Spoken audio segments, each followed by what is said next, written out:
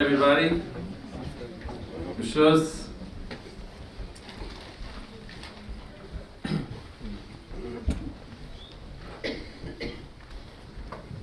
All the leaders of Klal Yisrael, the unsung heroes, the people that are making a difference without their recognition, without that old fanfare. And Befrat, B'shus, the Kiruv department, my colleagues, my mentors, Tamid Chachamim, Yireim U'Shleimim. We gather here on this amazing day, not Rosh Chodesh, but Tu B'Shvat is on the horizon. And Tu B'Shvat is a very Jewish holiday to me. I think you'll agree. Most of us are in chinuch at home. We're in chinuch. We're here, and we have to know this b'yesod, that the Tu B'Shvat feeling of a tree being planted in the cold and the juices starting to flow, and we don't always see the results right away, and we don't always see what we're going to help, but everything is raised and nailed to understand there's going to be a future. We once had Rabbi Mintz mentioned to me something, and we don't like to. Our instinct is that we don't like to show things off. We don't like to show our successes. We don't like to show our things. We're able people. And once something came to our front, we were trying to see if we should publicize something that we accomplished. Rabbi Mintz told me, Rabbi Moshe told him, he says people have to understand that there are things out there that are getting done that could be done. And if you don't tell people about it, it's not going to get done. So even though it used to be a feeling that we don't want to express ourselves and show ourselves off, and I feel that it's uncomfortable sometimes to stand in front of a whole crowd of people and say we did this and we did that. But it's very important, like I know Chaim Lev, I get to sit next to him in the office, how many people get inspired when you're talking to them as a regular individual and you recognize what you're accomplishing as an individual. Say, can I be part of it? Can I also join?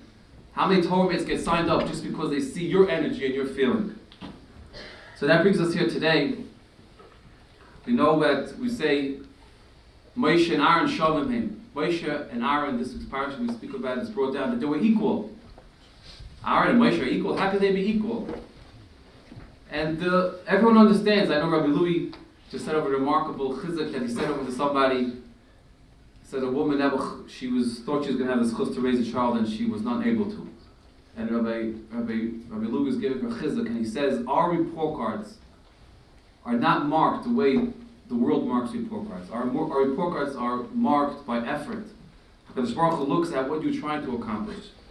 When we look around and we see people in Klal Yisrael that are look like regular from B'nai Torah, regular people, but we don't see the underpinnings of what brought them to that moment.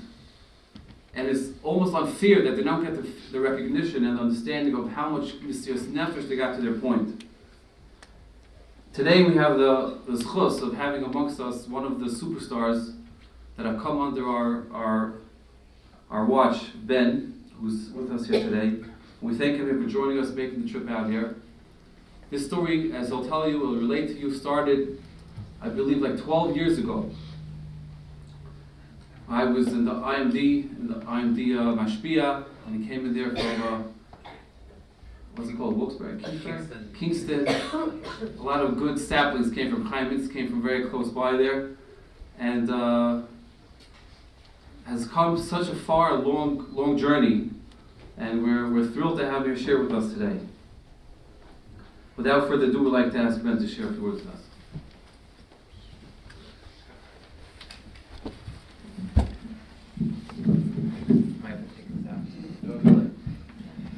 I think before I just start talking about myself, I don't recognize most people on both sides of this mechitza, but I think if it wasn't for everyone in this room, like I definitely would not be here today. So I would just like to thank everybody for everything they've done.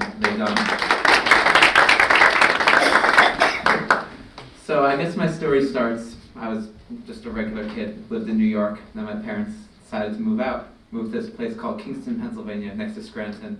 Most people, when I tell them I lived in Kingston, they don't know what that is. So they asked me if I lived in Kingston, Jamaica. Not Jamaican. And it's crazy that I'm here today out of all days, because over the last month I've just been doing a lot of thinking and like trying to connect all the dots in my life. Like, how is everything, like I'm like starting to see why things make sense. I remember I was in 6th grade, I was in the Hebrew day school in Kingston called the United Hebrew Institute. And I was thinking of leaving the school. I didn't know where I was going to go. Was I going to go to Hebrew day school? Was I going to go to public school? And probably a month before I left, URA came. This place called URA comes, they present to the school. I never heard of URA. So it's just crazy how like a month before I left the school, I ended up leaving going to public school. URA came and I got in touch with them and I ended up going to camp there. And I remember my first summer there being with Rabbi Rafi. And it was a summer that the boys were they were half in camp, half in the hotel because we were moving. And like at the time, I was like, this is a crazy place. What's going on here? Like, and as I got older, I started to appreciate like that how much URA like just gives and gives and gives. And sometimes it doesn't make sense. Like, how is the money going to come? Or like, it doesn't even make sense how they charge so little for a camp that like they give you like 4 times like whatever, even more than and they just don't care. Like, and I guess I try to incorporate that into my own life. Like whenever I do things, I don't like to measure like, oh well, this person did this for me, I'm gonna do that. Like, because URA is not like that. URA just gives unconditionally. And really going back to Rabbi Rafi and really what I was thinking about. So then I was this kid in public school, and I kept my connection to URA. I had my Torah mate, and I also learned at some Chabad yeshiva in town. And I said in 8th grade, like, I'm not going to stay in public school. Like, and I had it good. I was a starter on the basketball team. I had a lot of friends. I was still from, but like, I didn't have a reason to leave the school. Like, I was very comfortable. Like, I have to move out of town. And I remember, I'm going to skip to 11th grade, and Rabbi Rafi hopefully remembers this. I was in the middle of like trying to figure out which school, what if I wanted to stay in the school. Like I was in a co-ed modern Orthodox school. I wanted to learn more than the school had, and I couldn't really find the place that like I can quite fit into. I was trying to get to Israel. They didn't take me. I mean, they claimed they were full. Okay. They said they had no room in the dorm. I took it if they didn't want to take a project in 11th grade. But then Rabbi Rafi's like, and I don't know, is Louis Friedman here? Is Rabbi Louis Friedman here? No, but between him and Rabbi Rafi, they're like, why don't you try TA in Baltimore? And I kept saying, no. And then I said, you know what, I'll give it a shot. And Rabbi Rafi must have woken up at 4:30 in the morning, drove from his house in Lakewood. He didn't realize, I think he told me, he didn't realize how Wi-Fi worked on an iPad. He thought that he would just keep the Wi-Fi the whole ride. He didn't realize that it would stop working once he got on the road. So then he had to stop by a gas station, and he eventually got to me in Philadelphia. We got to TA's Shacharis. We got there on time. And I just thought, like, that was, like, I looked back on it, and I was looking back, and I'm like, wow, it's like such some mysterious nefesh. Like, he didn't, like, know what was going to happen, was even going to go to this school. Like, at the time, I was like, I'm not going to end up going. This is just some, like, long shot. I'm just going to, like, try this out. And then it ended up, I visited, and I'm like, I really liked it. So then I started going there, I was learning more. Then I went to Israel, and I learned in KBY well. And now, really, I'm finishing my third year in Landers, God willing, graduate at the end of the semester. And I'm someone who has and my family now has finally moved out of Kingston. Now they're living in Baltimore. Like, and I can really even talk about my own parents. Like, they've personally kept their connection with their Torah mates for years. I think my mother's still learning with hers. My father's still learning with his in Muncie. Actually, I know my mother's close with hers. My parents went to their kid's wedding. My father is close with his Torah mate in Muncie. And like, it's such a change to my family living there. Like, my father goes to the Daf Yomi Shir now. Like, he goes to, when I was home, he's like, oh, you want to go with me to Mesilas Yesharim? In Kingston, where I live, there's not such a concept of that. Like, my parents didn't have access to any of that stuff. But I just personally know that if it wasn't for URA and all these different things that would have happened, the Baltimore thing only happened because I ended up going to TA. If I would have never gone to URA, I would have never got to meet Rabbi Rafi. And it just doesn't make sense how it all happened. I'm just like, over the last month, different things in my life have happened. I ended up going on the Shabbaton in Winnipeg, Canada 2 weeks ago. And there's a school there. It's not a frum school. It doesn't make sense. It's a school. It's not frum. They have one frum teacher in the whole school. The kids know nothing, and yet every year they bring in frum guys to run a Shabbaton. It doesn't make sense. Why are they doing that?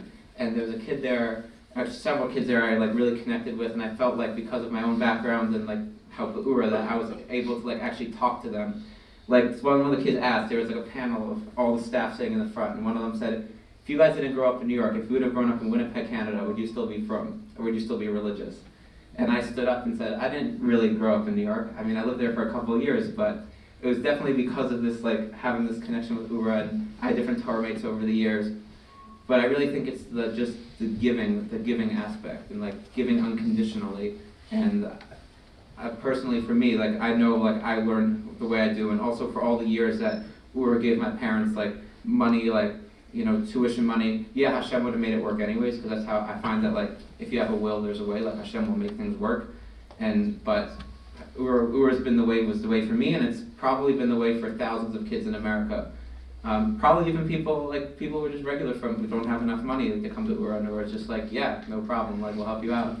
It's amazing. It really like you don't see that too often with organizations, that they're just like, okay, like you want something, we'll give it to you. And I felt like a responsibility, like I'm taking, like when I went to Discover You then for my 2 years, before Eretz Yisrael and afterwards, and like I felt the responsibility, like I'm taking, like they're giving me something, like I have to like make them have a return on their investment. So, I mean, am I perfect? No. There's still ways I want to grow, and I'm consistently trying to grow. As my Rebbe Landers last year, Rabbi Aryeh Leibowitz always loves to say, he's like, people think they come back from Eretz Yisrael and there's like, I'm going to maintain, and that's a very like, he's like, if you're going to maintain, then you're going down. You always have to be growing, and I really think like Ura definitely put that into me, that like you can't just like, it's the whole mentality, the whole organization is always like looking at how can we be better, how can we physically make the camp better, how can we make the kids like be more interested in the learning and the davening and the this and the that. And I try to incorporate that really into, I think, everything that I do. But yeah, I think just from myself it was beneficial, but I think more than me, my whole family, the fact that even my older brother who was in a secular college, he had to study Chavrusa with the Torah mate for the last 5 years. And my mother, I know she wouldn't have learned otherwise. So the fact that like she brings different books in the home that, again, I would bring in, but she wasn't bringing in. And I just think like, wow. So sometimes like, especially most of the people, I don't know everyone, but a lot of people here when they're doing work and it's like, oh, like you don't really get to see what's going on, but like I think it's important that people should be like thanked. And when Rabbi Rafi asked me to speak, at first I'm like, I don't have time, how am I going to come? Then I'm like, oh, Tuesday Shir Kali Day, no one goes to Shir Kali anyway. So I was just like, okay, like I can, I called in actually when I was driving. My Rebbe does a Chumash Shir for 20 minutes in the morning, so I called into him. I did that while I was on the way, and I was able to fill my time doing that and other things, but I just really felt like to share my Hakaras HaTov would be like the least I can do, like for all the hours, the amount of money that people put into me. Like there's literally hundreds of hours that people within Ura have helped me, and there's even different things. Like I was just in Ura for Rosh Hashanah this year, and it was one of the best Rosh Hashanahs I had. Maybe it's because I was finally away from everybody I know, but like it was good. Like I was able to. I'd never done all of Sefer Tehillim before. I did it all like during the course of Rosh Hashanah, and I was just like, I was very focused, and I can say that really from like that really set the tone for my year. Has the year been perfect? No, there's definitely been a lot of, not downs, but like times when you're lower. But I find that when you go through the times that are more difficult with like a certain joy and a difficulty, so even like as an organization, like sometimes I'm sure there are years where Ura does better and worse, and sometimes it's like hard to keep going. But I think like just like as a Jew that we're supposed to keep going, and then the good times will be that much better. So I really think that I'm just thankful. That's really it.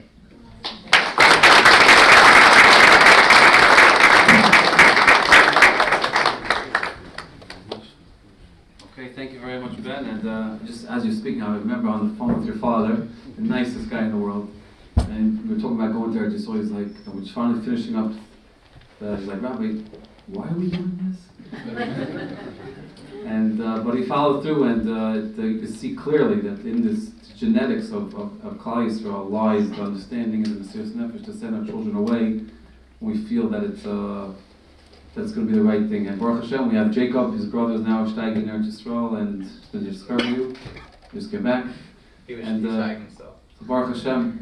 And again, I like Ben said, just to underscore, thank you very much everybody for your efforts and your just pushing forward in all the hard moments. And Baruch Hashem, we should have thousands and thousands, hundreds and thousands of bens out there. Hashikayach, and we'll see you next month, Bez Hashem.